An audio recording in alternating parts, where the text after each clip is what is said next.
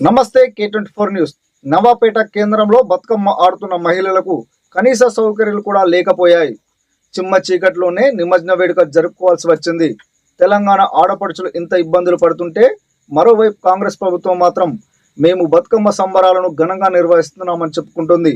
కానీ ఈ దృశ్యాలు చూస్తే నిజంగా ఘనంగా నిర్వహిస్తుందా లేక మహిళలను ఇబ్బందులకు గురిచేస్తుందా ఇదే స్పష్టమైన ఉదాహరణగా నిలుస్తుంది. తెలంగాణ రాష్ట్ర పండుగ అని చెప్పుకునబడే బతుకమ్మ సంబరాలు ఈరోజు నవ్వుపేట మనం చూస్తూ ఉన్నాం. కనీస వస్తువు లేక చీకట్లో ఈరోజు రాష్ట్ర ప్రభుత్వం ఏదైతే ఉందో కేవలం తెలంగాణ సంస్కృతి సాంప్రదాయాలను కుంగలో తొక్కే ప్రయత్నం చేస్తూ ఉన్నది. ఈరోజు తెలంగాణ మహిళల ఆత్మగౌరవం, ఇది ఆత్మగౌరవానికి ప్రతీక ఈరోజు బతుకమ్మ పండుగ. ఈ యొక్క బతుకమ్మ పండుగ ఈరోజు చూస్తూ ఉన్నాం. చిమ్మ చీకటి మధ్యన ఈరోజు నవపేట పట్టణంలో నిర్వహిస్తూ ఉన్నారు అధికారులు. ఖచ్చితంగా కాంగ్రెస్ ప్రభుత్వానికి హిందువుల పండుగ మీద, తెలంగాణ సంస్కృతి సాంప్రదాయాల మీద ఏమాత్రం చిత్తశుద్ధి లేదు.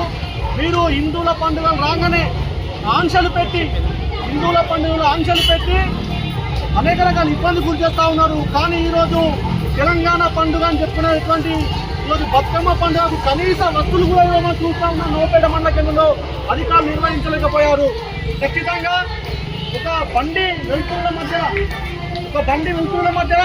ఈరోజు బతుకమ్మ నిమజ్జన కార్యక్రమం జరుగుతూ ఉంది నవపేట మండల కేంద్రంలో. ఖచ్చితంగా దీనికి అధికారులే బాధ్యత వహించాలా. ఖచ్చితంగా ఈరోజు కేవలం కాంగ్రెస్ ప్రభుత్వం యొక్క వైఫల్యం ఈరోజు బతుకమ్మ సంబరాలను తగ్గించే ప్రయత్నంగా ఈరోజు ఏదైతే తెలంగాణ ఆడపడుచుల ఆత్మ గౌరవం మీద ఈరోజు చెప్పబోతుంది ప్రభుత్వం. గ్రామ యువకులు అడుగుతా ఉంటే అధికారులు ఆగమేఘాల ప్రయత్నం చేస్తారు. కానీ ఈరోజు తెలంగాణ అని చెప్పాలా. ఈరోజు ఈ యొక్క బతుకమ్మను ఘోరాతి ఘోరంగా నిర్వహించే ప్రక్రియను ఈరోజు ప్రభుత్వం పూనుతున్నది.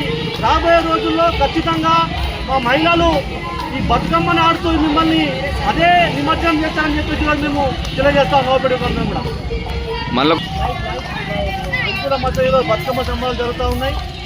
ఈరోజు ఒక లైట్ లేకుండా ఏం లేకుండా ఒక బతుకమ్మ సంబరాలు బండి వెళ్తున్న మధ్యలో ఈరోజు నిమజ్జన కార్యక్రమం జరుగుతూ ఉందంటే ఈరోజు తెలంగాణ ఈరోజు రాష్ట్రం మొత్తం సిగ్గుతో తలదించుకున్న దినం. ఈరోజు చాలా బాధతో ఈరోజు ఈ మాట మాట్లాడుతూ ఉన్నాం.